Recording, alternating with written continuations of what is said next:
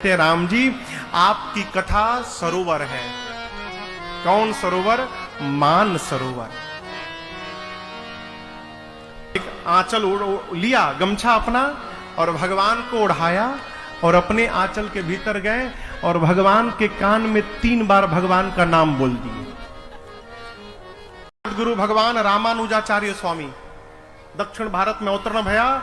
एक बार अपने हजारों शिष्यों को साथ में लेकर एक साथ और तिरुनारायण स्वामी के मंदिर में गए।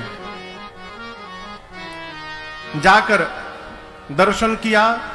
गर्भगृह से बाहर थे, जगमोहन में। गर्भगृह के बाहर जो जगमोहन है ना, वहीं पर जगत गुरु रामानुजाचार्य स्वामी थे।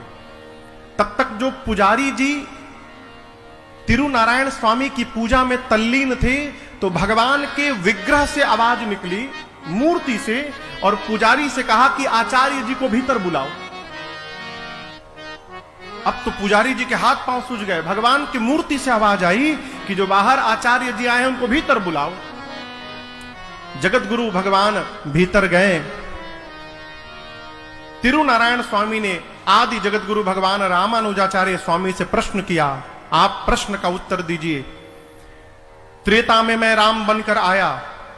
मैंने घोषणा की कि मेरी शरण में आओ, आपका उद्धार करूंगा। गिने चुने लोग आए, उंगली पर गिने चुने लोग आए मेरे कहने के बाद भी। द्वापर में कृष्ण बनकर आया। मैंने प्रचार किया, मेरी शरण में आओ, मुक्त करूंगा। गिने चुने लोग आए, सब नहीं आए। और आप कलयुग में कौन सा चमत्कार करते हो कि हजारों हजारों लोग घर परिवार छोड़कर और आपके पीछे पीछे मेरी शरण में आ गए? जो काम मैं नहीं कर पाया आप कर लिए, कैसे किए?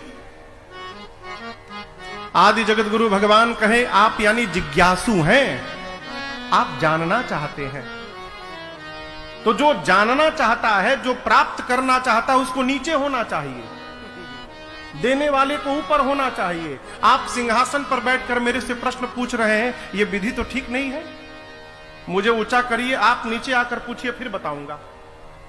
भगवान ने लीला प्रारंभ की। आदेश दिया कि मुझे गर्भगृह से बाहर निकालकर जगमोहन में पहुंचाया जाए। भीड़ लग गई चारों तरफ। ये सत्य घटना सुना रहा हूं, 1000 वर्ष पहले की आपको। जगत गुरु भगवान को ऊंचे आसन पर बिठाया गया। भगवान नीचे आसन पर आए। जगत गुरु भगवान ने कहा, अब प्रश्न करिए। भगवान ने फिर प्रश्न किया। आदि जगत गुरु भगवान ने एक रामनामा, एक आंचल लिया, गमछा अपना, और भगवान को ओढ़ाया और अपने आंचल के भीतर गए और भगवान के कान में 3 बार भगवान का नाम बोल दिए। तो भगवान बोले, धत बेवकूफ बनाते हैं, ऐसे तो आप लोग चेला बनाया करते हैं। तो आदि जगत गुरु भगवान ने कहा, प्रभु फिर यही समझिए कि मैंने आपके कान को फूंक दिया। अब आज से मैं आपका गुरु और आप हमारा चेला। सारे लोग हंसने लगे। फिर जगत गुरु भगवान ने पांव पकड़ लिया भगवान का। कहा, नाथ, हमारे में क्या सामर्थ्य है कि हम लोगों को संसार से निकालकर आपके चरणों तक पहुंचाएंगे? हम कुछ नहीं करते प्रभु।